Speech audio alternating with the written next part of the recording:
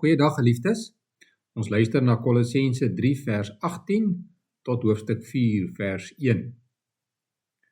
Vroue, julle moet onderdanig wees aan julle mans, soos dit gepas is vir mense in die Here.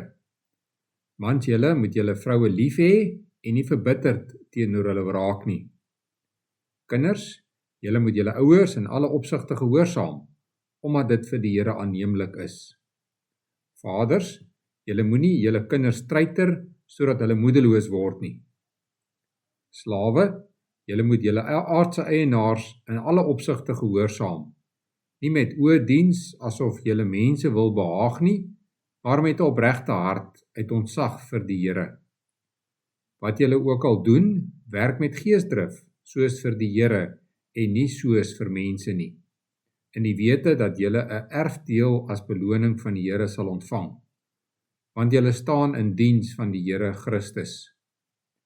Elkeen wat verkeerd doen, sal immers vir sy verkeerde dade vergeld word. Niemand word volgens die uiterlike beoordeel nie. Julle eienaars, julle moet aan julle slawe gee wat reg en billik is, in die wete dat julle ook 'n eienaar in die hemel het. Ons lees tot sover uit die woord van die Here. In die gedeelte wat ons gelees het, word daar 3 groepe mense aangespreek en vir hulle almal word gesê dat hulle moet optree met die gesindheid dat hulle alles vir die Here doen en dat hulle dit doen om God te dank. Die 3 groepe is mans en vroue, ouers en kinders en slawe en hul eienaars. Vandag gaan ons fokus op hoe hierdie opdrag op slawe en hulle eienaars toegepas word. Ons praat dus vandag oor werk. Werk neem 'n groot deel van ons lewe in beslag. Dit moet ook so wees, want God het ons van die begin af gemaak om te werk. Maar baie keer ondervind ons probleme met ons werk en is ons nie gelukkig nie. Miskien is jy ontevrede met die omstandighede waaronder jy moet werk. Of jou salaris is te klein, of dalk is die druk vir jou te veel. Mense is geneig om dan so min as moontlik by die werk te doen, of hulle probeer om hulle self op enige moontlike en selfs onwettige manier te verryk, of om te staak. Maar 'n Christen kan nie so optree nie. Wat moet ons dan onder sulke omstandighede doen? Ons het vandag gehoor wat Paulus vir slawe sê. Slawe was in 'n ander posisie as werkers vandag. Hulle het geen regte gehad nie. Hulle is op die slawemark gekoop en van daardie dag af het die slaaf aan die eienaar behoort, net soos 'n fiets of soos 'n bees. 'n Slaaf is nie betaal vir die werk wat hy gedoen het nie, al wat hy gekry het was kos en blyplek. Vir alle praktiese doeleindes kon 'n eienaar met sy slaaf maak wat hy wou. Die Bybel keer ook nie slawerny goed nie. Inteendeel, op baie plekke lees ons dat die Here diegene wil help wat swaar kry en onderdruk word. Maar slawerny was ongelukkig 'n algemene gebruik in die leefwêreld van die vroeë Christene. En hulle kon op daardie stadium nog nie hierdie instelling verander nie.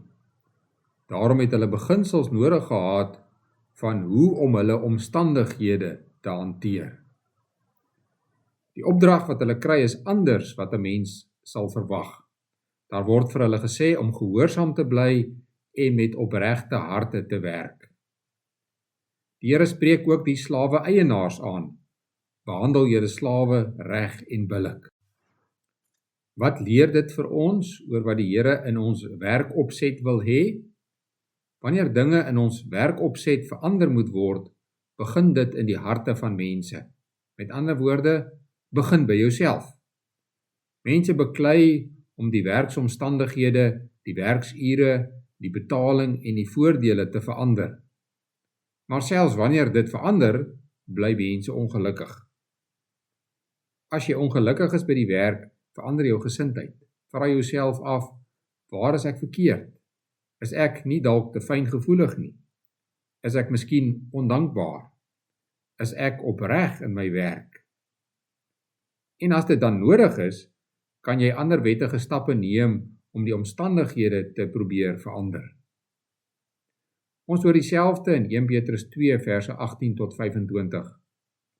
Daar word vir slawe gesê dat hulle gehoorsaam moet bly, nie net wanneer julle baase goed en vriendelik is nie, maar ook wanneer hulle verkeerd optree. Hoe kry mens dit reg? Hoe verander jy jou gesindheid as omstandighede nie lekker is nie? Ons moet onthou wie ons eintlike baas is. Jou werk beïnvloed baie mense, jou werkgewer, jou kollegas, jou vrou en jou kinders. Maar Kolossense 3 sê dat ons werk in die eerste plek te doen het met God. Vers 23 sê dat ons met geesdrif vir die Here moet werk. En in vers 24 lees ons, julle staan in diens van die Here Christus. Hoor julle, God is ons eintlike werkgewer. Slawe het gewoonlik hulle eienaars as Here aangespreek, want Here beteken in Grieks baas of eienaar. Maar nou lees ons hier in Kolossense 3, Christus is die Here in wie se diens julle staan. Die slawe moet onthou dat God hulle eintlike baas en eienaar is. Dit geld ook vir ons. Ons werk nie vir mense nie, maar vir God. As ons dit weet en met ons hele hart glo, is dit soveel makliker om ons werk te doen, ook in moeilike omstandighede.